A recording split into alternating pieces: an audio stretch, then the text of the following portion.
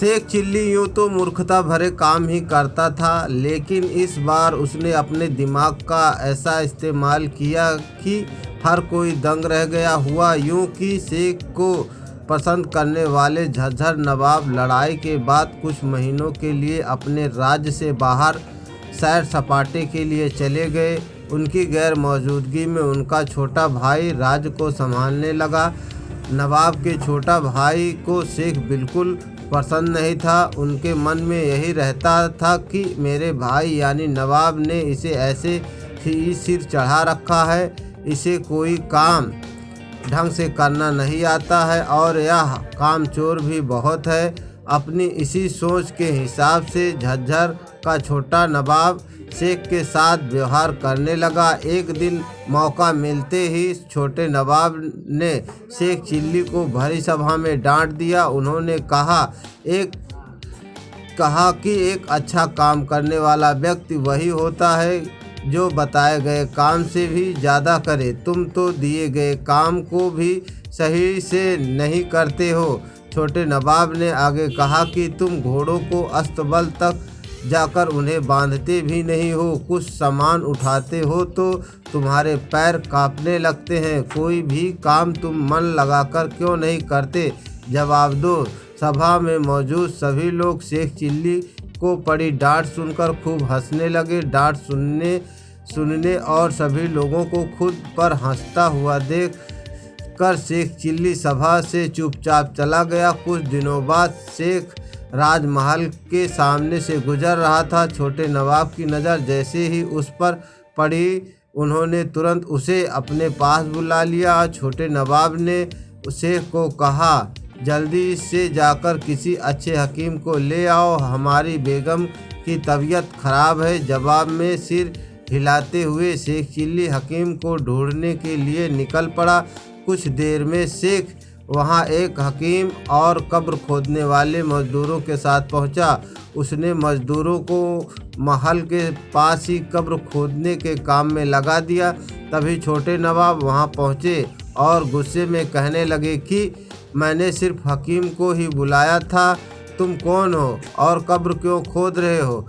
यहाँ किसी की भी मौत नहीं हुई है। यह सुनते ही जवाब में शेख चिल्ली ने कहा कि जनाब, इन्हें कब्र खोदने के लिए मैंने कहा है, क्योंकि आपने कहा था कि अच्छा काम करने वाला इंसान बताए गए काम से भी ज़्यादा करता है। मैंने आपकी बेगम की बीमारी की बात सुनकर उससे संबंधित सभी संभव चीज़ें कर दी हैं। इस बात को सुनकर गुस्से में छोटे नवाब महल के अंदर चले गए। कुछ दिनों बाद उन्होंने एक प्रतियोगिता रखी, क्योंकि उन्हें राज्य के कामकाज से ज़्यादा आनंद शतरंज और अन्य खेलों में आता था। इस प्रतियोगिता के लिए छोटे नवाब ने ऐलान किया कि जो कोई सबसे ज़्यादा झूठ बोल सकता है उसे इनाम के तौर पर सोने की 1000 असरफियाँ दी जाएंगी। इस घोषणा को सुनते ही झूठ बोलने वाले लोग प्रतियोगिता में हिस्सा लेने के लिए पहुंच गए। प्रतियोगिता के दौरान एक झूठे व्यक्ति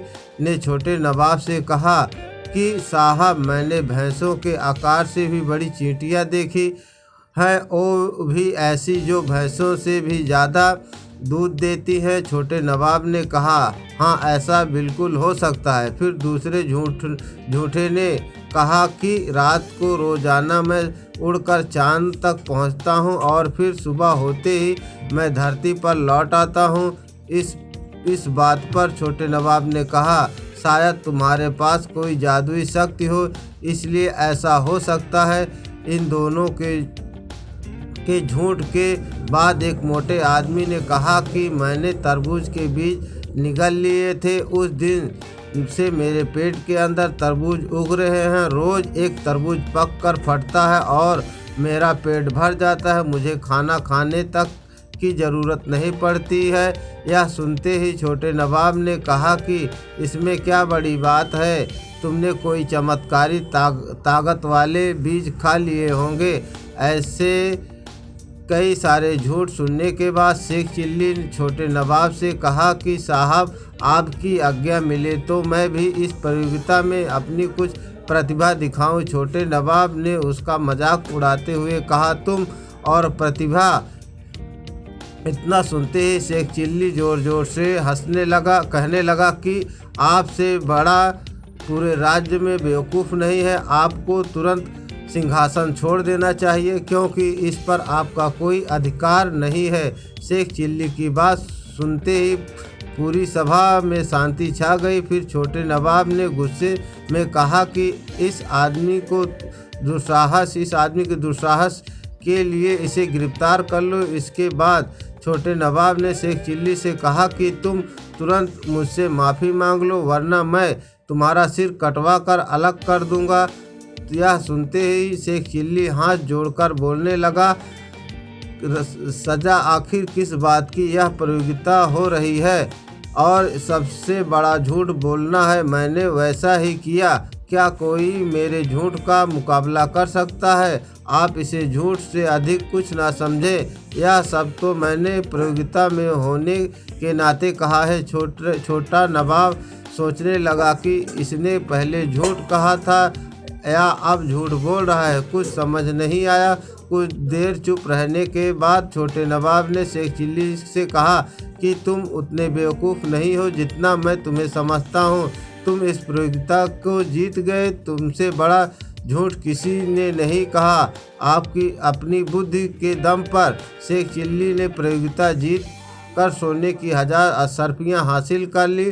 वो अपना इनाम लेकर जाते हुए सोचने लगा कि छोटे नवाब हैं तो बेवकूफ़ ही। इस सच से मुझे जीत हासिल हुई और इनाम भी मिल गया। कहानी से सीख, बुद्धि का इस्तेमाल करने से हर परेशानी से बचा जा सकता है और साथ ही किसी का भी अपमान नहीं करना चाहिए, क्योंकि हर व्यक्ति में कोई ना कोई क्षमता ज़रूर होती है। So friend, thanks for watching my video.